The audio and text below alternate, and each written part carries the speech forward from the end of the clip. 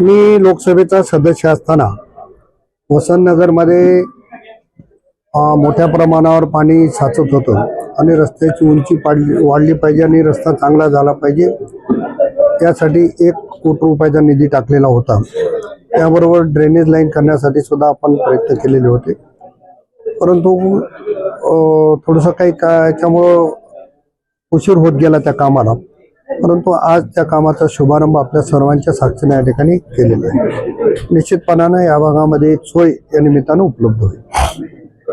Sir, आपल्या नांदेडचा सुपुत्र जो आहे, नांदेड जिल्ह्यातला भूमिपुत्र आणि गेल्या 3 पिढ्यापासून माझे कौटुंबिक संबंध असलेले ऋषिकेश पालिमकर हे UPSC मध्ये रँक 283 क्रमांकाचा घेऊन उत्तीर्ण झालेले आहेत। माझ्या माहितीप्रमाणे नांदेडमध्ये मला तर एकच नाव माहिती आहे, पण आणखी कोणी असेल तर त्यांचं सर्वांचं मनापासून नांदेड जिल्ह्याचा एक माजी खासदार आणि विभागाचा आमदार म्हणून मी अभिनंदन करतो। ऋषिकेशचे वडील आई दोघेही शिक्षक आहेत आणि शिक्षकांनी आपल्या मुलाला अशा पद्धतीने घडवलं याचा निश्चितपणाने आम्हाला सर्वांना अभिमान आहे। एक तर माझ्या तालुक्यातला आहे, माझ्या कुटुंबातला आहे, माझ्या जिल्ह्यातला आहे, मला त्याचा अभिमान असणं बिलकुल स्वाभाविक आहे। मी त्याच्या यशाबद्दल त्याचं मनापासून खूप खूप अभिनंदन करतो। तुमच्या राष्ट्रवादी पक्षाच्या सरचिटणीस पोलीस सरचिटणीस यांच्यावर मुलींवर अत्याचार केला आणि मानसिक छळ केल्याचा गुन्हा दाखल झाला, काय सांगता? मला काही माहिती नाही, मी वर्तमानपत्रात आज बातमी वाचली, थोडीशी माहिती घेऊन त्याच्यावर बोलत, मला काही माहिती नाही।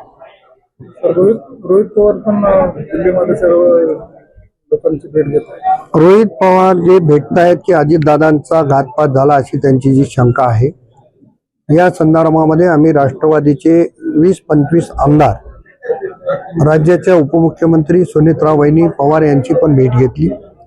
आम्ही पण तीच मागणी केली की सर्वांच्या मनामध्ये जी शंका आहे ती दूर झाली पाहिजे।